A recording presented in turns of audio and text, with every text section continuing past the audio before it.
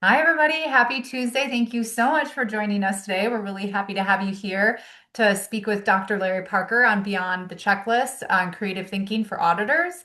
So today's some just best practices to roll through. First and foremost, if you have any tech issues or need tech support, Shige's your guy. So please reach out to him in a direct message in the chat if you need to do so based on whatever complications that may arise during the call. In addition, any questions, you'll be direct messaging Dr. Larry Parker throughout this process. That way, at the end, like he mentioned earlier, if you didn't hear him earlier, he is available for questions at the end. He will have some time to be able to do that and run through those as well. So please keep that in mind. That will be a direct message to Dr. Larry Parker.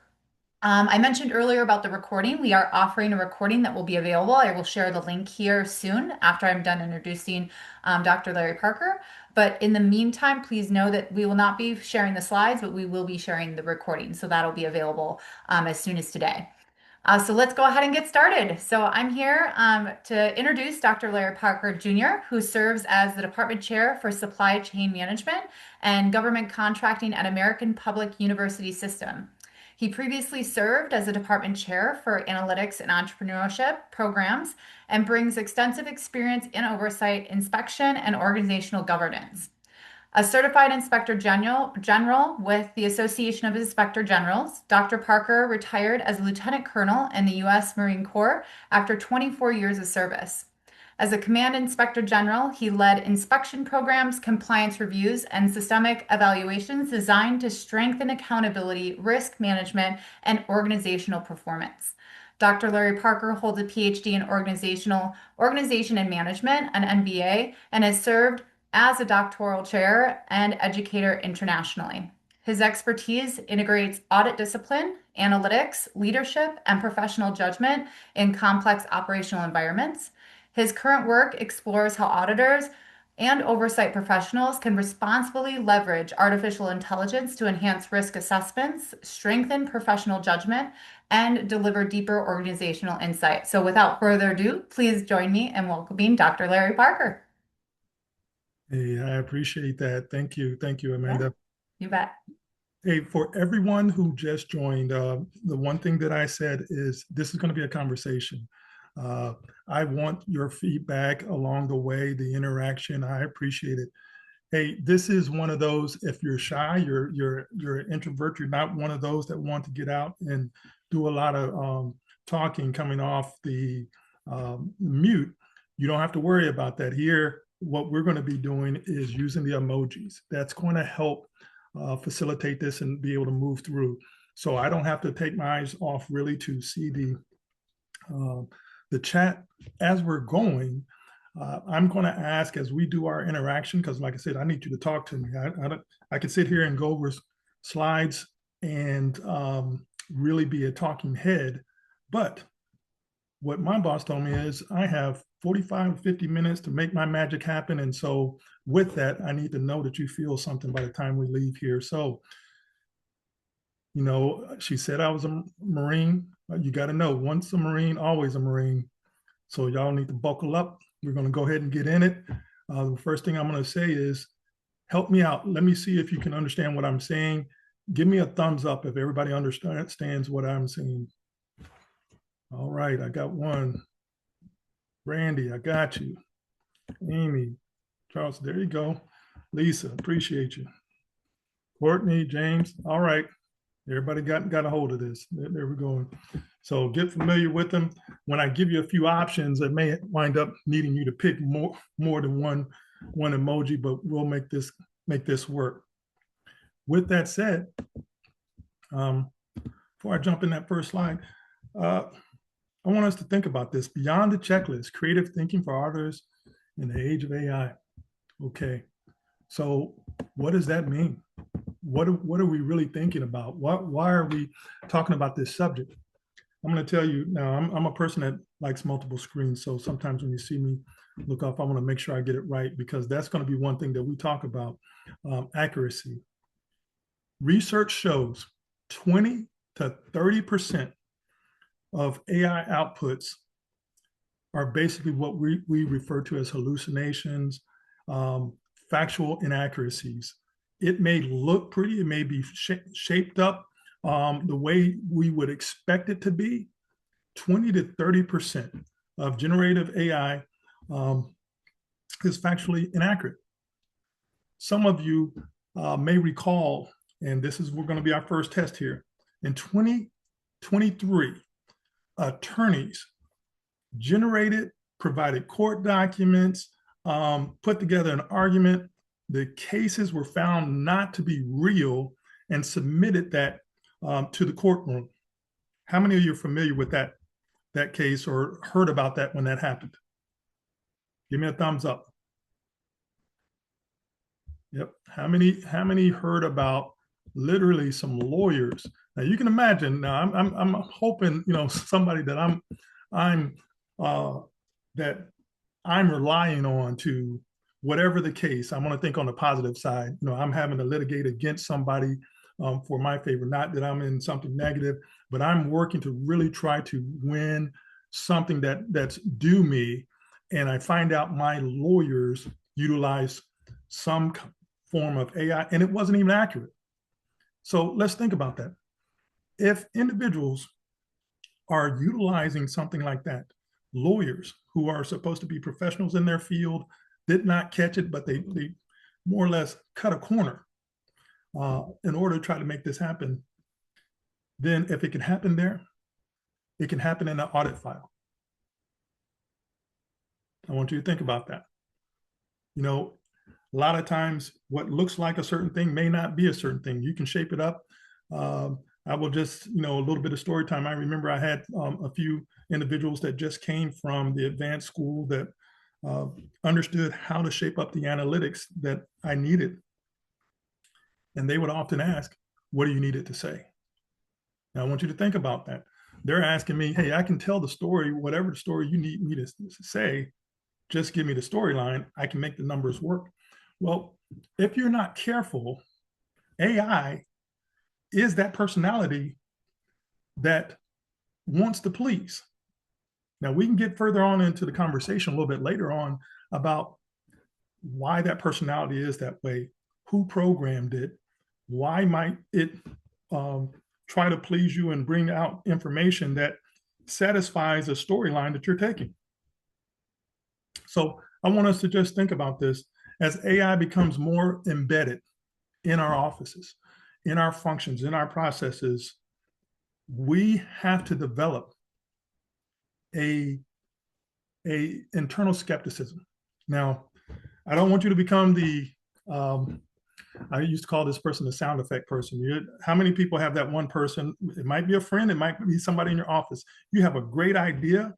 It might be something that you want to do with your family, but when you say it, they're the nah, or they are the most well-versed in what could go wrong or tell you why that won't work. By a show of hand or a thumbs up, how many have a person like that in your office? You are that person in the office, or you got a family member that might be that way. All right, I appreciate that feedback. But I'm telling you, actually, in a good way, that may not be a bad thing.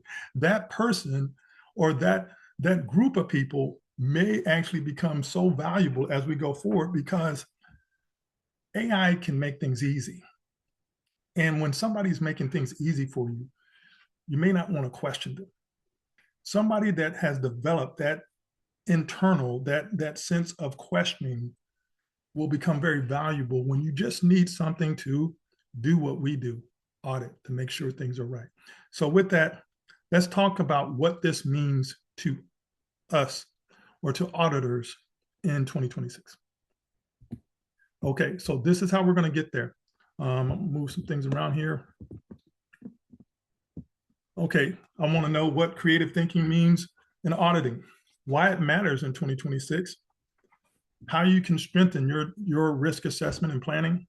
You see AI as a thought partner. How many of you, okay, and here's one of the last ones before we go deeper in here. Don't be shy. Tell on yourself. How many of you have used the speaking function on your AI, whether it be ChatGPT, and actually have conversations with it. I have more friends, and I've done it, when I'm driving or whatever else, and I can just put it, okay, I appreciate you, coffee. Okay, Wayne, that's all right. It may not be something you want to do, because I'm telling you, these things are getting so good. People have real conversations with it because it's really quick and responsive. And so, again, you can develop a partnership or relationship in a sense with it. We'll go over some practical techniques and one strategy you can apply, immediately. So, for the sake of time, we're going to go ahead and keep on moving forward, and let's get right into it.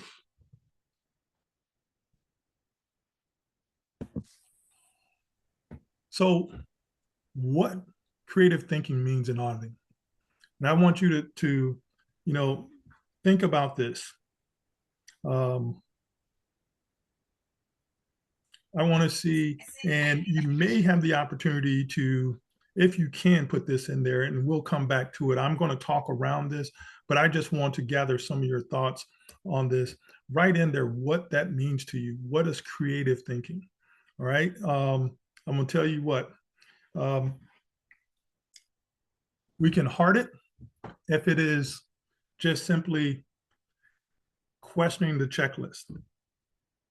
You can thumbs up if you believe it's something more than that. So we're just going to keep it simple. Heart it. All right, Wayne, I see you. I see you. It's more than that. It's deeper than that. Okay.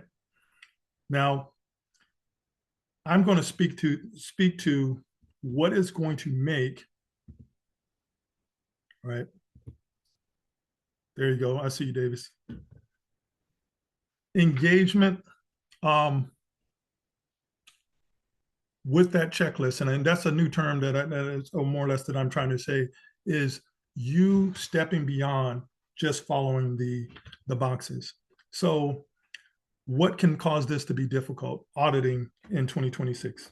Okay, I would say data overload.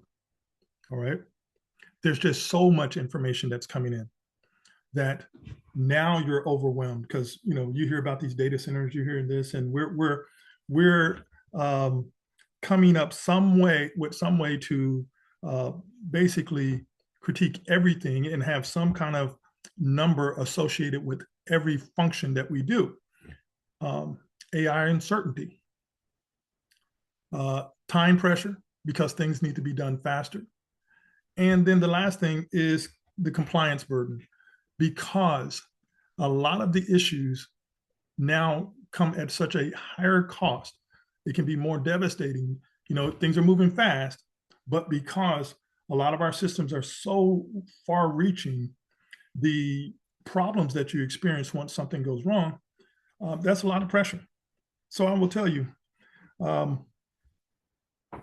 how many people, and this is not a baited question here, believe that there is an ethical issue with using AI? Okay, so a thumbs up if you believe it's an ethical issue. Okay. All right. I see you, Davis. Uh, I want you to think about that. I once spoke at a conference, and I said at the time, because this was 2 years ago, I said, do we have a moral imperative to limit the amount of AI that we use?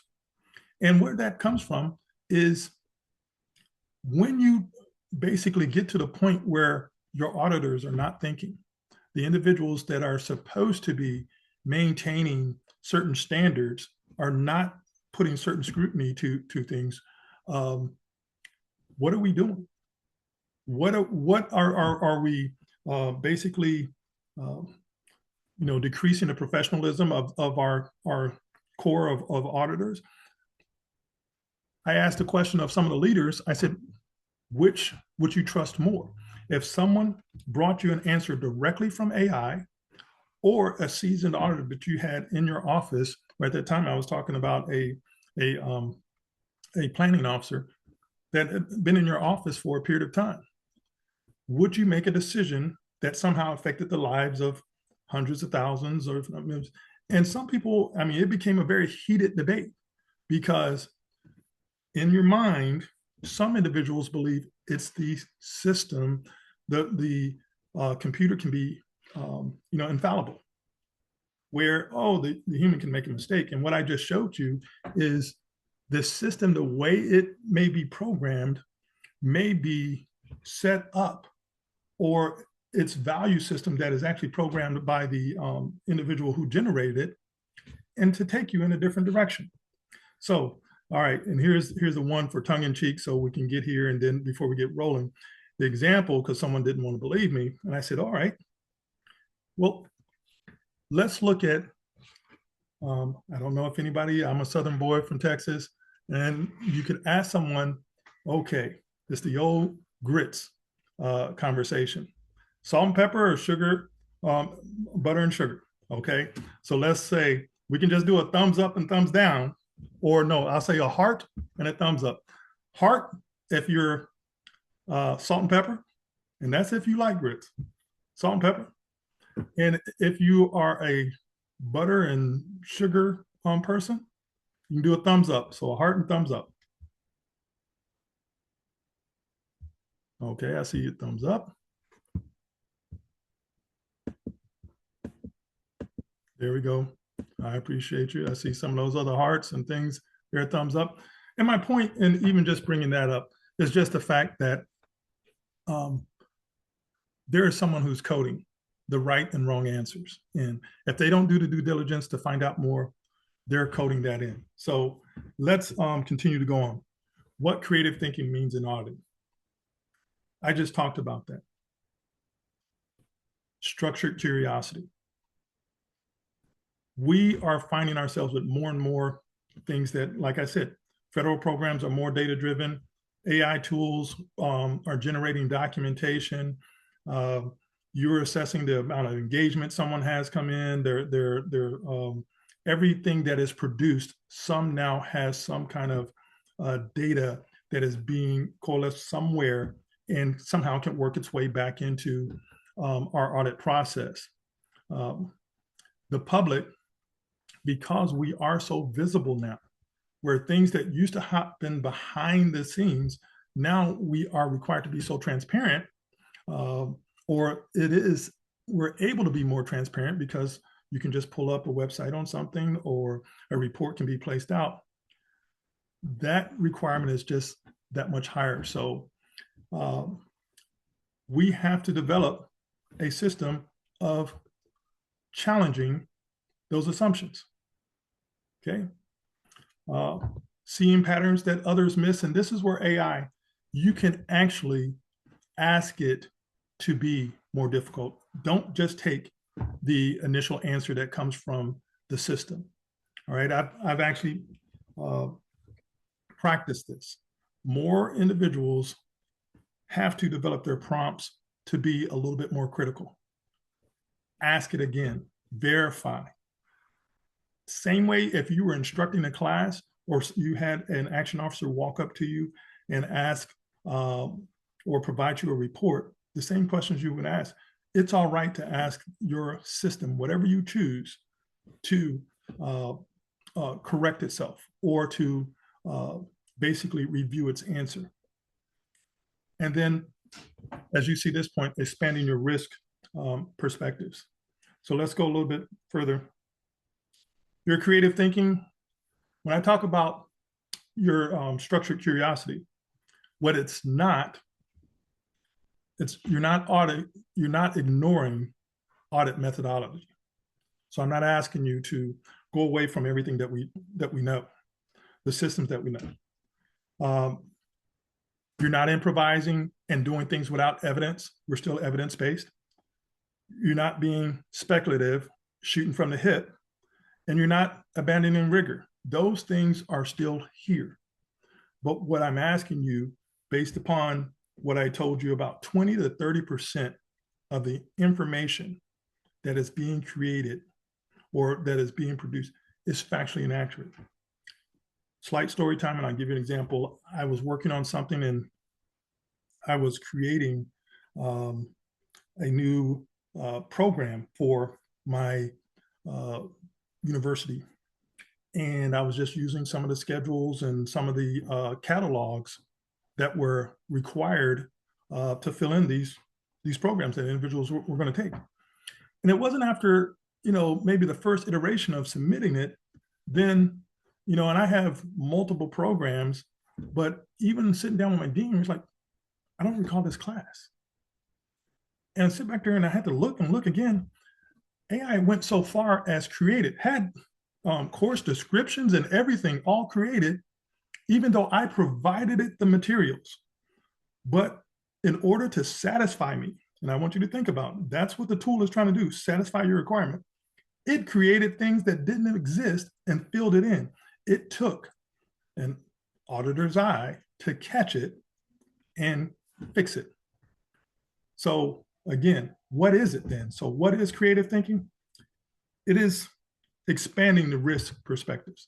We're getting outside of what we normally think of that is possible. Identifying alternative explanations. Again, is taking your thinking beyond what you routinely do. Challenging your assumptions and anticipating emerging threats. Let's give an example. Wells Fargo, fake accounts. Controls existed. You can't tell me in the banking industry that controls did not exist. But here's where things went wrong. Policies existed. What was not questioned deeply enough was the incentive structure. That was something that's different. What happened differently. So the banking system did their job. Hey, you need to do this, this, this, and this, and this. At a time before the incentives were brought in, that would have sufficed for a way to control that process. An auditor coming in could expect we're just following this, and I don't have outside risk that might be pulling on this. But as you see, the financial incentives for them to do things faster, cut corners, brought in risk from another area. Professional skepticism to questions. That's what I want you to see.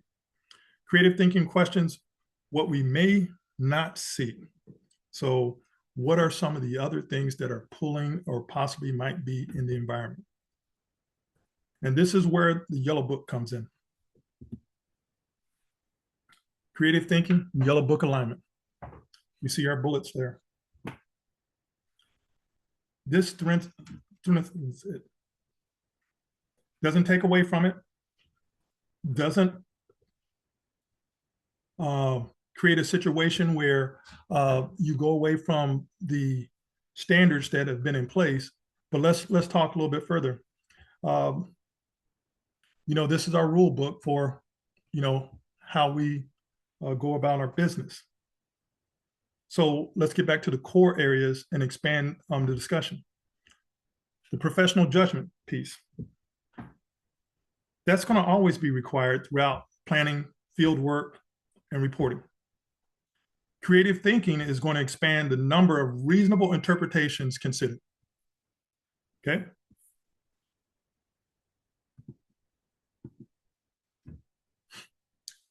It helps counter automation bias when reviewing AI outputs. As I told you, it is part of the system, the way it's created. It's going to give you an answer. Whether you believe it's fully thought it through, it's going to produce an answer. So this is what the creative thinking is. Causes you to do a little bit more deeper thought on this. Risk-based planning. Yellow Book requires identifying areas of highest risk. Creative thinking improves forecasting of emerging risk and helps move beyond last year's audit program. I can introduce this right here. The example that we had is if you looked at supply systems before COVID, all those supply systems, again, just like the Wells Fargo example, had an auditable system that you could make sure that all the steps were taken and you felt that all risk had been mitigated throughout.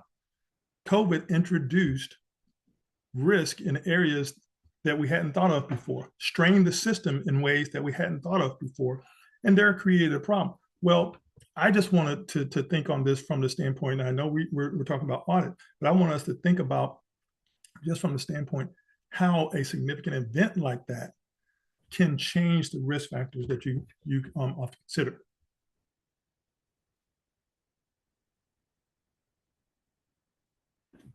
So, example that we give here, we said risk-based planning, PPP loans. That rollout underestimated the speed-based risk. You couldn't get systems in place fast enough, and then you found yourself going back, fixing those and trying to work on this. So where we go here is another example is the FTX collapse demonstrates documentation that does not equal structural integrity. And then that documentation, we look at documentation and quality control, document assumptions, document alternative explanations considered, and document rationale for procedures.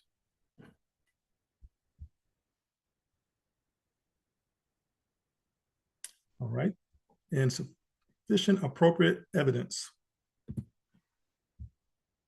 All right, now we're going to go from compliance to insight.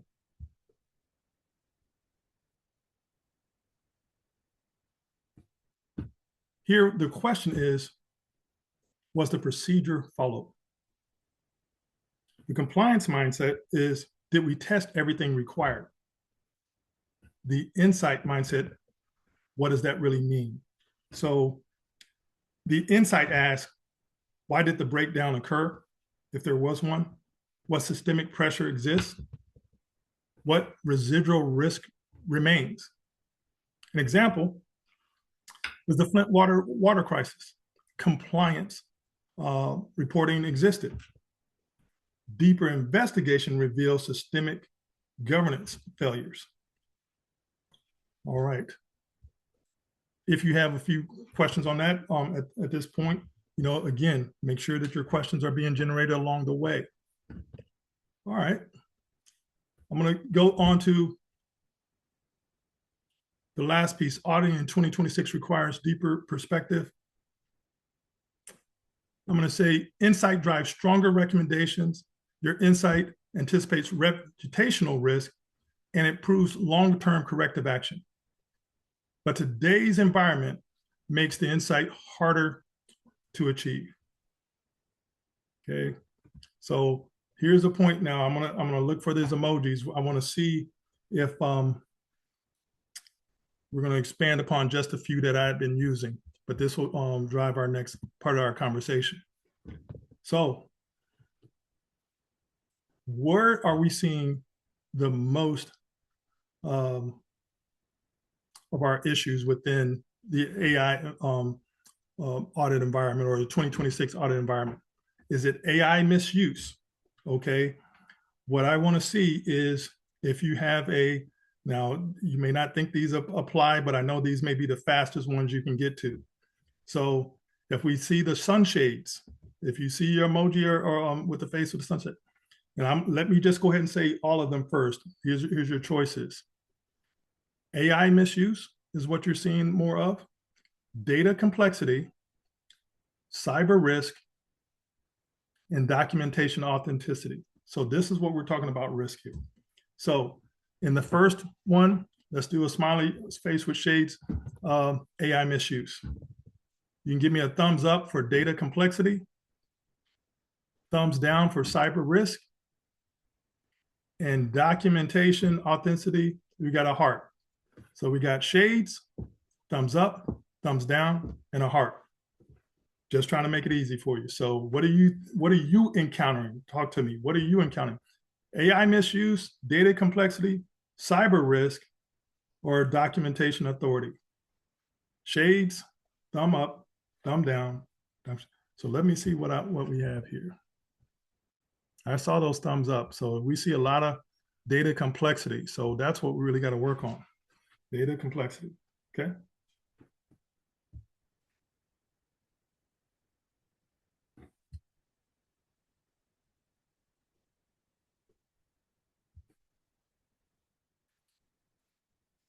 All right. Expanded. We'll go into this. AI generate convincing documentation quickly, and that's the things that we really have to be concerned with. Um, you know, just as we talk about the AI generative stuff that you see videos, and I just sat down with some family members and had to remind them that, hey, this is not real. This is something that may have to be adjusted, or you have to go and do a little bit extra work. That's you're absolutely right. That is one of the biggest risks is I want to say authenticity coupled with data complexity. Okay. So deep fake technology can impersonate executives, data systems integrate across agencies. And so an issue that you will have is you may have all the things in place or all the tools in place to catch, verify, validate information. But if you have data being entered into your section from or your organization from another place, that can cause issues. So an example of that is the deepfake executives scams authorizing transfers. So someone providing authorization that you're going back, and it may look like something that's actually appropriate. That's why your routine approaches are no longer appropriate.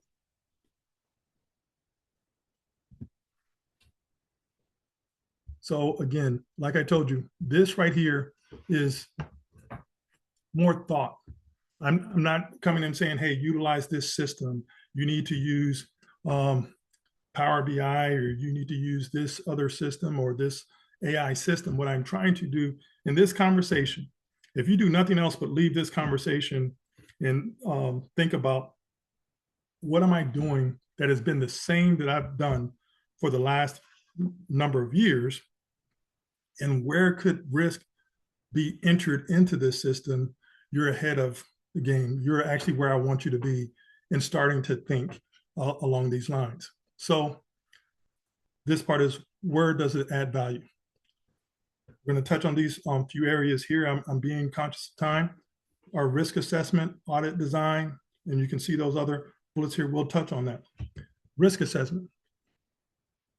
You ask, what would embarrassment look like? So let's think about that.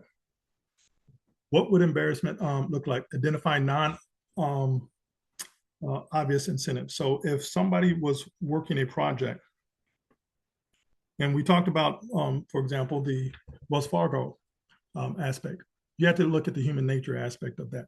And so that's where our titles too, when you're saying about embarrassment piece, it's what is possibly the human incentive that might have went into the programming, the prompts that were created, because that's the other thing.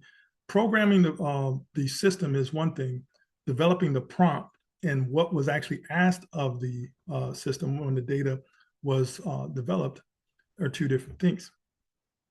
Audit design. I'm going to ask you to add procedures to test reliability, not just the existence. That's one of those foot stomps. Go ahead and put another step in there. Ask for what is reliable data, not just that it exists. Example I gave is the organization I was a part of went very strongly into trying to hold people accountable for the amount of engagement they had with the clients. Well, we went round and round, pushing. Come to find out that the data was wrong. So we were leading so much from the point of data that was being created, but nobody took the time to question it. And it actually took a greater part of a calendar year to get it to the point where you trusted the data. Sampling. Examine patterns and anomalies. Look beyond the threshold triggers. There's going to be outliers. When you're now looking at so much data, what is it telling you and why? Evidence-based evaluations, we haven't moved away from that. What's the root cause? These are questions that you start asking yourself more. Move from individual error to systemic drivers. We are dealing more with systems. If it created an error one time, it may create an error again. Root cause, move, as I said, and an example that we talked about, NASA, technical dissent suppressed. Systems thinking could have changed the outcomes. So again, when you get to a organization that is so driven, and I'm not, if you're a member of one of these organizations, please, I'm just using an example of how I believe that they operate, because military is very structured in that way, where there's systems that are so heavy that, again, it can push any kind of dissent out. We used to have what we call after action reports, and it got to the point where we would do something and we call it the feel good story. By the time it went through the different layers up to those that were going to get the final report, all the negative things or the things that could be improved were removed. And so we got to a place where it was a point of again, removing dissent. Recommendations, be open. Don't be the naysayer that turns down any recommendations that are brought to you. Everything, all as they say, no question is a bad question. Be open that there is very well could be someone who's bringing something that is looking at it from an angle that you have not looked at it before. All right. If there was one slide that I would say is most important, I would say this, along with, we'll have one more that'll follow up here shortly that'll talk about red teaming or developing a system to test. What this is telling you is you don't turn everything over to AI. It is a thought partner. Even if you have a tool that's generating some of the products that's inside, if you have another tool to help you expand how you're thinking and you're approaching. We don't have the answers to everything. If you've been in this business for a long period of time, then you have a system or a way that you go about doing your business. Okay. This will help develop alternative approaches. So it can do the, as I used to have a leader that would say, hey, you need to be able to have time to put your feet up and think. Well, we move at such a pace these days that you don't have the time to think, or we don't often take that time. So AI can help you generate, do that thinking outside the box, as it says, identify the blind spots, things that you haven't thought of before, expand on the brainstorming. Those of you that may be a little bit familiar with some of the brainstorming tools, developing clouds, those things, just writing down things on, well, AI, that's where it becomes your partner. AI can generate those alternative scenarios. But what it cannot do, now we see all those things, what it cannot do is exercise ethical reasoning. Now you see a number of things in court these days, and it might be saying that, hey, there's, AI unfortunately caused someone to harm themselves, or it may be giving some kind of advice to how they manage their lives, things. I want you to know AI has the ethics limitations built into it, how it works. You have to think on who, again, is programming it and who is the prompter in that. So it's never going to exercise your values. An answer to you may be a different type of answer, interpreted very differently by someone else. It won't assume accountability. Now you got to think about that. You can have all kind of ideas, great thoughts, but it might suggest you to do something that puts your job in jeopardy, or put some organization in jeopardy. Okay. and understand political nuance. An answer that might be appropriate for one boss may not be delivered in the same way to get the effect that you want with someone else. So please understand, whatever you put in, that's where you come in. How do you interpret it? How do you deliver the answer that it generated? That takes me back to that one of those very first examples I was giving when I talked to you about the moral imperative on whether to limit it, or, and I tell you, I had very senior individuals in the room, and when I asked them, would you believe something that came directly from the computer, assuming like they turned right around and entered it themselves, or the person who walked in the door that had 20 years experience in the field noting something and they delivered the answer? Now they felt kind of squirmy in their chairs and trying to answer that question, but I wanted to tell them that there's a lot of things like this that I'm talking about that until you and I haven't seen that system, has developed a system that has those things that I told you that it doesn't have. It doesn't have the ethics. It doesn't have the accountability piece.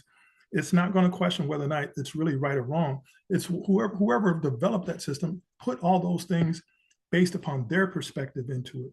So the auditor who is looking at what's right for your organization is going to have the right answer for you. All right. And then for the example, again, if you're one from one of these offices, please, you can correct me in the answers at the end. But example I would give is AI now is being utilized to flag returns IRS. What I would tell you is humans still need to review whether or not there needs to be enforcement. All right, here's truth telling time. Have you used AI in audit tasks? Give me a check mark for yes. You can give me a happy face for we're looking at doing it. And then you can give me a thumbs down for not yet. So those are your three choices.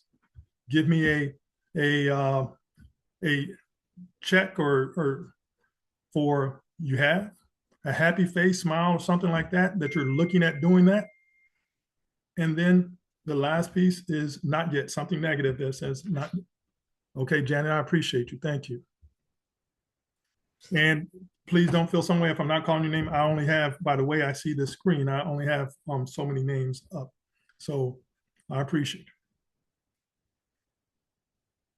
So please understand, AI produces its own risk. So for those of you that are thinking about it, and let's go ahead and keep on moving. And this is where we come into what I told you before, and I mentioned this earlier. Hallucinations is likely, bias and hallucinations are likely to be some of the key issues that you run into. But what I believe, and this is the moral imperative question comes back around, overreliance. How many of you believe, and this is not to pit experienced auditors against new individuals in the field, but those of you that are been around for a little bit, give me a thumbs up if you've already seen an over-reliance on AI answers. Somebody's already put it into Chat GPT and came in and said, oh, here's my answer. I took 2 or 3 reports in a checklist and I wrote a nice little prompt. And how many of you have experienced an over-reliance? Okay, thank you. Actually, I'm going to take a second to look and see who else is answering right here. Thank you, Janet. Anybody else, please? Andrea, thank you. Thank you. And the others, Kelly, appreciate it. Kimmy, thank you. So you have to think about that. That goes back to, so are we training anybody? Individuals that are new, they may just be looking at the answers and not even knowing what they're seeing. Something that you developed 3-4 years of experience on could tell, hey, we probably want to change how we're going about this, or there's more to that answer than just what that prompt is. Um, so bias. AI reflects training data and systemic bias. That's what it is. Who wrote it? There's a bias in there. Hallucinations may confidently fabricate references. You have to ask. When in doubt, they'll fill it out. That's a term you can take with it. AI, if you're not careful, when in doubt, it will fill it out. It will fill in the answers for you. And you have to be able to catch that. Over-reliance, we just talked about automation. Bias leads to users to defer their judgment. They're no longer, because one, we're in a compressed time frame. I got to get an answer and I'll turn it in. That hence was that example I told you about. I was developing a new program for the next year and I got in a time crunch. Turned in the answer and then I'm like, whoa, I had to go take that back. Data security. Please understand, if you there is a reason that you have closed systems. The information you put in populates this area. So if your organization has a closed system, it's going to pull from and use the language and use the data from that environment. Those individuals who decide to take it out, hey, I'm going to take it home, or I'm going to get an answer, generate some part of the answer in another system. You're one, introducing your data out somewhere, and you're bringing other data that might be not as secure and introducing it into the system. And the governance gaps.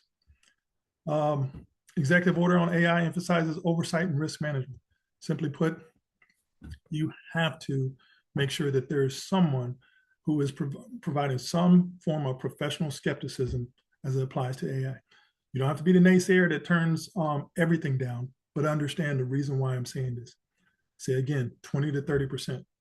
Now, if you think about that, if you want what you're going to put at risk, 20 to 30%, I mean, you're saying almost 1 in 4 aspects of something could be wrong. So what are a couple of ways that we can look at this? Assumption challenge. Take these several techniques that I'm going to give you, and then based on time, let's have some questions. What are we assuming? What if the opposite were true? And what failure look like? That's very straightforward. You know, some people just make assumptions that things are always going to go one way. Example I give is the 2008 financial crisis assumption. Housing always goes up. A lot of people had to find out the hard way. The other technique, red team thinking. If you don't have, I appreciate, now we circle back to that point and we said, you got a family member or you that person, or you have a coworker that is the naysayer. That's not always a bad thing. Actually, now you use that energy. If you are a leader in an organization, use that energy. Designate someone to argue the opposite. Stress test those conclusions. Identify those weaknesses and prevent group think.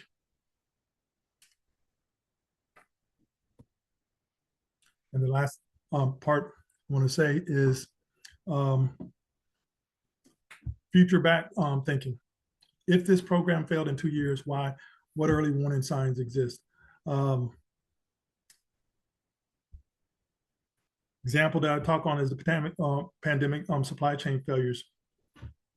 We didn't use the stress modelings. That was assumptions that you're going to always be able to put things on ships, and we put everything on ship. You know, story time I give on this. As a logistician, organization I was a part of was using, as I call it, the easy button to transport a lot of equipment from one location to another place that an exercise was going to be. So you can gather from this was the military. It was going to be cheaper for them to put everything that they owned that we're going to use for the exercise on one ship. You can imagine what happens. The ship gets ready to pull out. Apparently the captain of the ship was taking a rest, and the Others that he had on the bridge decided to take a turn a little too early and hit a reef. Ship didn't get any further than you could see. You could see it starting to list over, and we had exercises that was international exercise that had to go. Otherwise, you know, a considerable amount of money and international, government credibility would be lost. Was on this one ship. Why? Because the assumption was made, or us, or the thoughts were things were going to always be without any other risk involved, and we would work it out. We wind up doing so many things to fly, ship other things, come up with all the other modes of transportation to make it happen. That one mistake and assumption cost a great deal in the end. All right. So then that brings us to that forward-looking audits. AI prompting. You've heard me say this. There's two places that bias will be introduced. Those who actually just program the system, whatever system you're using, which is why it is so important to determine which system you're using. And then those that are writing the prompts, who are asking for the information. You have to ask the right question. So the example that I give right here is, instead of summarize this, you have to give it those additional steps. Look for those hidden risks. What are alternative interpretations? Ask it to ask, become that person that you want it to be. Because if you don't have someone else to be the red team or to be the naysayer, you have to develop that within the prompt. And as we get ready to close, from compliance to insight, this is what I'm asking you to be: technically strong, ethically grounded, be aware of the tools, and what everything I told you about, be creatively disciplined.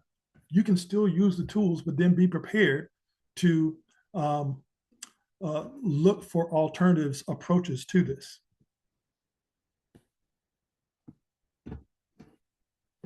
This is one of the things I want you to be able to ask before we close out. Finalize your plan. What are we not asking? That is one thing. If you have started or exploring utilizing AI, that would be one way that I would tell you: look at your plan and then ask it, what am I not doing? That takes us back to that partnership piece. Well, I know it's a lot of information that came at you. We will work to make sure I can answer any questions you have. And I'm going to open it up for any questions that might still be out there. Again, wasn't looking to make you an expert, but I am looking to make you a thought leader.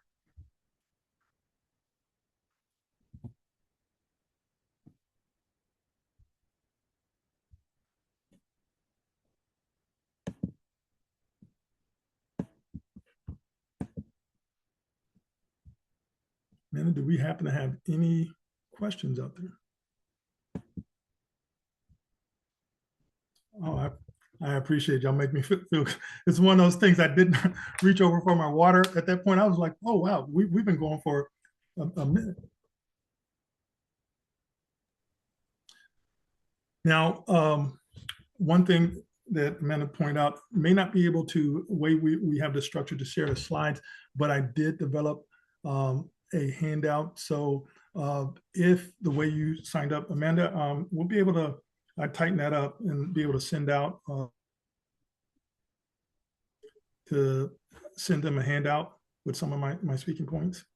Okay, I appreciate it. Anyone have any questions for me? I know we only have about 5 more minutes.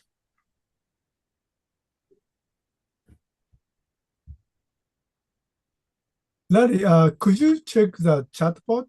I believe Okay. you are receiving some. Okay.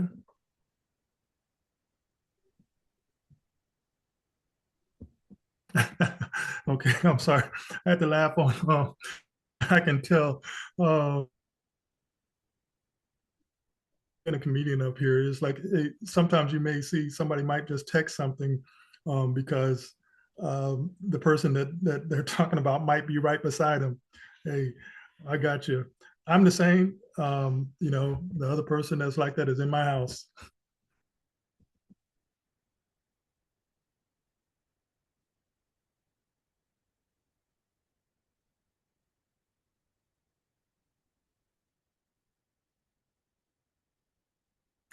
Okay, I see one, and I'll just speak to this real quick. Question to you now: how is AI driving audits? Is it combined to yellow or other manuals? Yes, it is, and I will tell you, many people, for the very reason, are questioning, will this replace auditors? No, it won't, for all the reasons I just said. So I don't want everybody to come back and give me a call back and say, wait a minute, you said that it wouldn't totally replace us. I will say individuals will find efficiencies. The better that we're getting with coding, writing, um, input, um, we are getting to a place where it will utilize Yellow Book and uh, any other standards out there. But keep in mind what we just said. Somebody has to question it.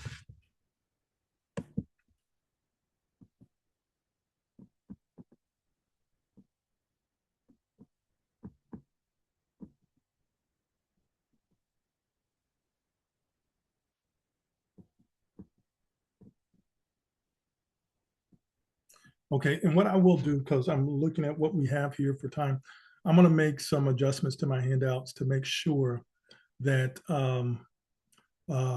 I approach that.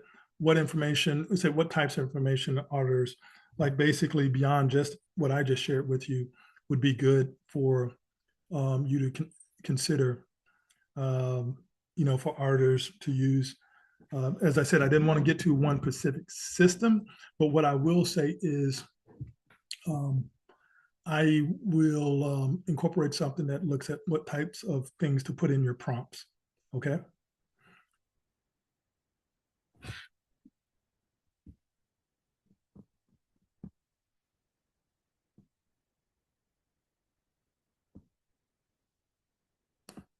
I see one that, how do you know the source of the data AI is using to complete its analysis of your prompt? One thing that it depends on the system. Uh, I will tell you to always uh, ask it for reference. That is a standard. I want to tell everyone here, if there's no other thing that it's show your work. Math class, and they say show your work. Become very comfortable with telling the system to show its work. And typically, when it provides its answer, it's usually grayed out towards the bottom. It will show the actual source of where it pulled the data.